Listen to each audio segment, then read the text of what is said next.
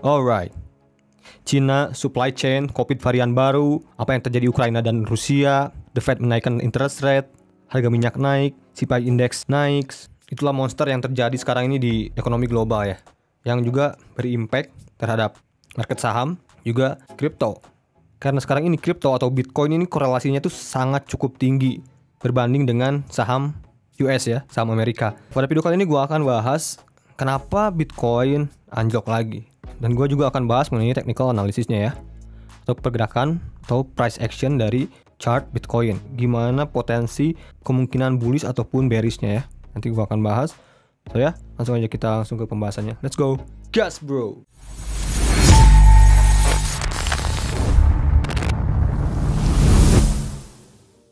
Yo, what up guys, balik lagi channel Hisana Gas and welcome to Crypto Time, dimana gua berbagi informasi mengenai cryptocurrency atau crypto aset, baik dari sentimen atau katalis, juga price action atau technical analysis. Jangan lupa kalian like dulu, juga subscribe buat yang belum, juga share ya video ini, dan juga komen di bawah kira-kira bagaimana pendapat kalian mengenai topik kali ini. Oke, kita lanjut. Yang pertama kita lihat dulu secara psikologi. Seperti biasa kita lihat ke Fear and Greed Index, dimana market masih dalam keadaan fear, takut.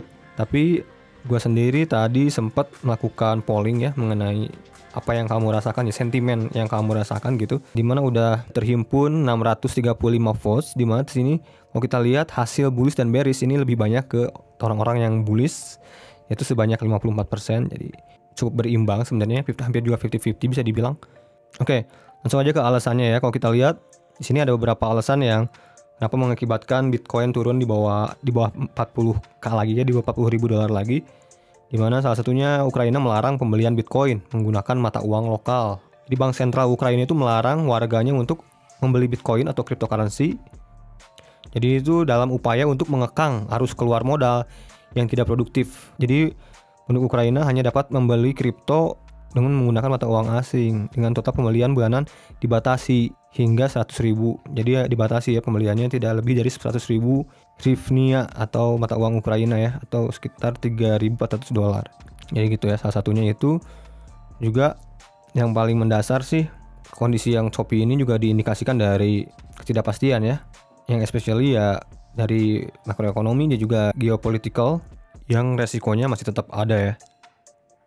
Terus juga kemarin kan gue juga sempat ngepost ya mengenai The Fed nih yang lagi sedang ada speech atau ada acara ya saat itu ini ya, mengenai inflasi juga. Di sana juga dihadiri juga oleh Menteri Ekonomi kita tercinta ya, ada Bu Sri Mulyani, di mana di situ juga diskusi mengenai makroekonomi global ya, termasuk juga inflasi. Dan juga yang dimention saat itu rencananya pada bulan Mei itu The Fed akan menaikkan interest rate-nya yaitu 50 basis point ya. Jadi ini akan dimitingkan juga nanti pada FOMC meeting Mei ya, dimana juga central bank yang cukup hawkish ini juga lagi-lagi menggerakkan market. Efeknya tadi malam atau ya kemarin itu yang terjadi ya. Lihat hampir semua market tuh hari ini atau kemarin ya ditutup merah semua. Lihat hampir semua market ya, semua. Lihat hanya dolar aja yang terus menguat ya. Jadi indeks dolar terus-terusan menguat. Jadi ya kalau menurut gua sih nanti mungkin untuk awal Mei pada saat FOMC meeting mungkin juga akan ada kepastian, mungkin pergerakan market yang jelasnya akan seperti apa. Nanti kita lihat aja guys. Sekarang kita lihat ke indeks dolar ya. Kalau kita lihat-lihat sangat parabolik ya, dimulai dari Mei 2021 sampai sekarang ini naik terus-terusan, cukup parabolik. Nah, tapi ada sebuah hopium atau bisa dibilang harapan, dimana kalau kita lihat secara historical ya, apabila US dollar mencapai titik range di area di atas 100, ini biasanya menandakan sebuah awalnya dimulai bull market, di mana juga historicalnya juga pada market 2017, juga pada market 2020, juga pada market 2022. Apakah ini akan menjadi awal dimulainya untuk bull market kembali? Nah, kalau kita lihat ke chart di sini, di mana DXY ini, indeks dolar ini memiliki target di area 102, sekitaran 102 ya. Dan apabila mencapai area situ, menyentuh area resistance. Nah, di mana di sini harapan dari semua trader ataupun investor yang mungkin mengerti technical di sini berharap di mana di sini terjadi rejection yang terjadi pada dollar index, di mana apabila terjadi rejection atau kembalikan arah, ini bisa menjadikan market bursa kembali bullish. Itu yang menjadi hopium atau harapan. Karena lihat ini pada tahun 2016 atau awal 2017 ini juga di saat DXY peak ya. Ini awalnya di mana kebangkitan atau bull market dimulai untuk Bitcoin. Juga market kripto pada umumnya. Di sini juga pada Maret 2020 juga sama. Sekarang kita lihat aja ke chart Bitcoin ya. Dimana ini pada Maret 2020 nih ya guys ya. Di saat USD atau dolar indeks ini peak mencapai resistance, dimana di sini dimulainya bull market. Terus juga pada peak Januari 2017, kalau kita lihat ke chart Bitcoin, nah ini dia berarti Januari 2017 tuh di sekitaran sini ya. Nah, ini dimulainya bull market juga, ya, sampai akhirnya mencapai peaknya itu pada Desember 2017. Nah, kita lihat ke DXY lagi atau dolar index lagi, dimana ini Desember 2017 memasuki bottom untuk DXY-nya, dan pada Bitcoin tadi mencapai peak ya. Jadi korelasinya begitu guys ya, di saat dolar indeks naik, Bitcoin atau cryptocurrency mayoritas turun atau juga saham turun. Dan juga di saat dolar indeks mulai turun, ini dimana di awal dimulainya bull run atau market bullish ya, atau market naik. Nah, sekarang ini kalau kita lihat ini pergerakan DXY atau dolar index ini sudah mendekati target dari ini ya, bull flag yang sempat gue gambarkan, sempat gue posting di Twitter ya. Dimana targetnya itu di sekitaran 102 ya. Nah, apakah DXY ini akan mencapai target dan apakah DXY ini akan di-reject atau pullback ke belakang atau ke bawah saat mencapai target? Apabila terjadi DXY ini pullback atau reject, ini akan kemungkinan bullish buat market crypto atau saham juga, semuanya akan dimulai. Nah, sekarang gua zoom out lagi. Tapi kalau gue lihat-lihat di sini, DXY atau dollar index ini sedang berhasil breakout ya dari downtrendnya selama lebih dari 25 tahun ya.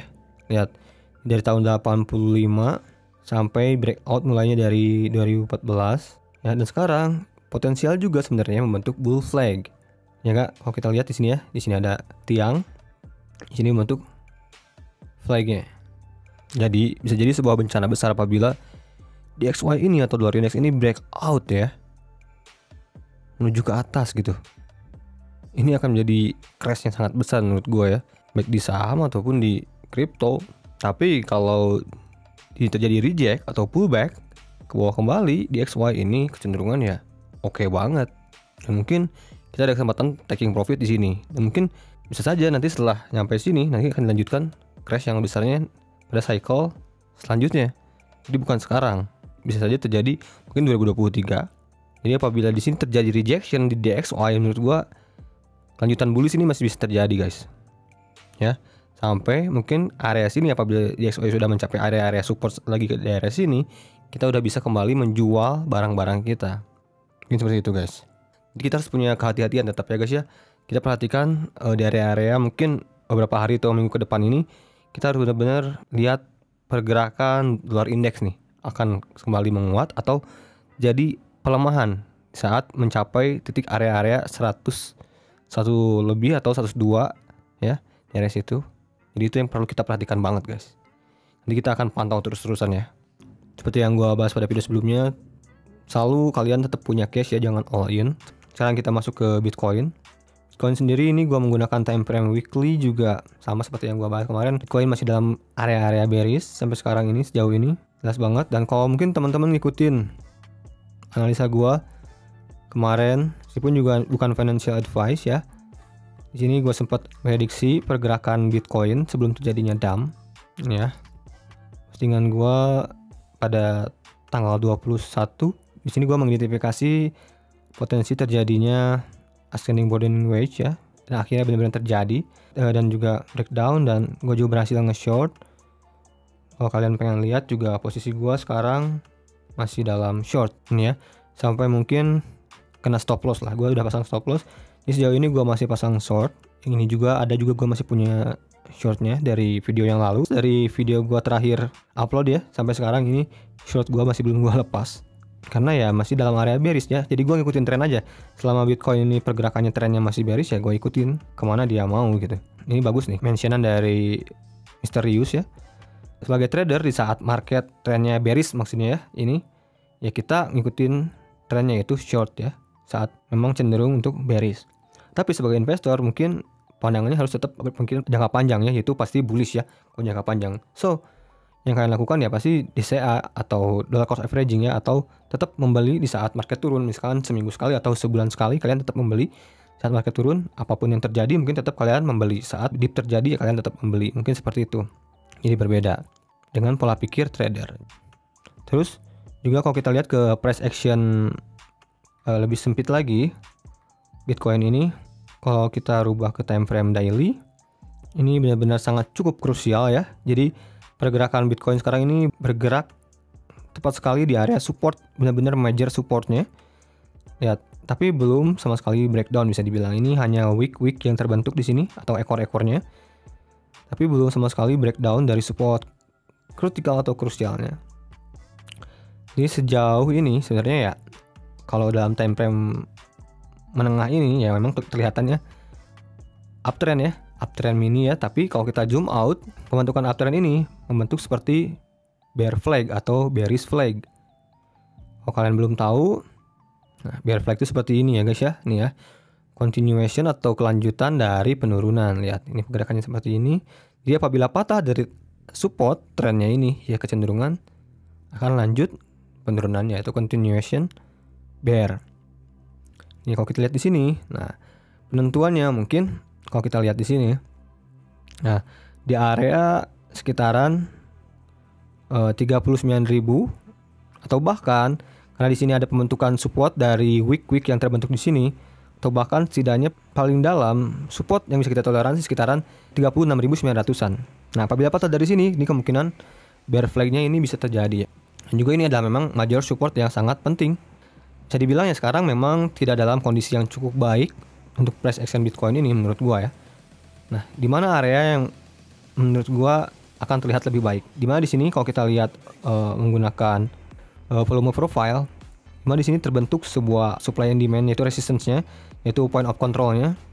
Menurut gua apabila Bitcoin ini masih di bawah ini ya 4.200 lah bisa dibilang, ya masih dalam konsolidasi yang masih bearish ya. Atau juga kalau kita pasangkan juga MA50-nya, juga lihat, nah di bawah MA50 ini masih dalam area bearish. Ya sama juga dengan video kemarin yang gua bahas ya, pada video sebelumnya juga sama seperti itu.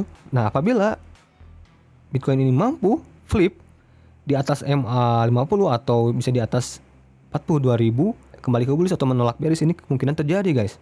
Jadi bisa dibilang kondisi sekarang ini juga kalian juga kalau berhati-hati wajar ya, berhati-hati boleh, karena ini belum terjadi. Karena juga ini kan hanya probability atau kemungkinan. Jadi belum tentu. Kecuali kalau sudah patah dari support ini dan diikuti dengan volume atau closing candle, penutupan candlenya closing di bawah tadi support yang tadi gue bilang, yaitu di area sekitar 38.500 atau yang paling utama di bawah 37.000 ya. Kalau patah dari situ ya kemungkinan ya bearishnya terus berlanjut agak panjang ya, dan kecenderungan mengetes area yang kemarin gua bahas sekitar 29.000 28.000 ya, itu masih berkemungkinan terjadi. Jadi gitu pandangan gua ya.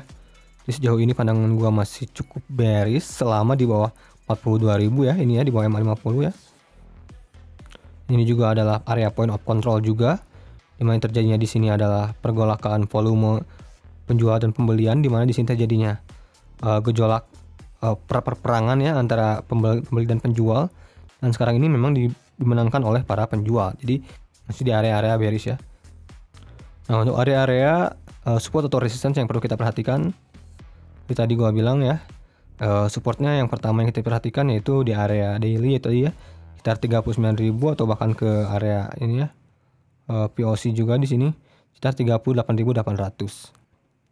Nah, karena apabila Bitcoin ini closing candle di bawah 38.800, ini kemungkinan ke area 37.000. Tapi sekarang ini masih dalam cukup kuat, masih di atas supportnya ya guys ya. Jadi gitu guys ya. Ya, kita berhati-hati wajar karena ya memang wajar karena Bitcoin ini sekarang bergerak pada support yang krusial banget, dan gua menunggu konfirmasi pergerakan arah dari Bitcoin ini apakah akan breakdown atau kan kembali lagi di atas point of controlnya di atas 42.000, dan juga kita akan perhatikan juga selalu kita pantau di XY-nya, dolar indeksnya nih, apakah akan terjadi breakout di area 102 ataupun terjadi pullback gitu guys ya. Semoga video kali ini bermanfaat. Jangan lupa kalian like, juga komen bagaimana pendapat kalian, juga share video ini, dan juga subscribe buat yang belum. Sampai ketemu di video gue selanjutnya. Salam cuan to the moon guys bro, and peace.